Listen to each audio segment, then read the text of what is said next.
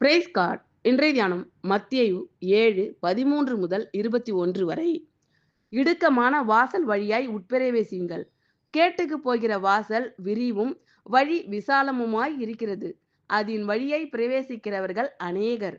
ஜீவனுக்கு போகிற வாசல் இடுக்கமும் வழி நெருக்கமுமாய் இருக்கிறது. அதை கண்டுபிடிக்கிறவர்கள் சிலர். கள்ள தீர்க்கதரிசிகளுக்கு எச்சரிக்கையாய் இருங்கள். அவர்கள் ஆட்டுத்தோலை போர்த்து கொண்டு உங்களிடத்தில் வருவார்கள். உள்ளத்திலோ அவர்கள் பட்சிக்கிற ஓநாய்கள்.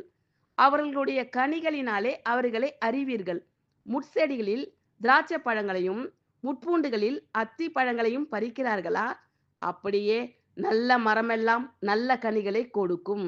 கெட்ட மரமோ கெட்ட கனிகளை கொடுக்கும்.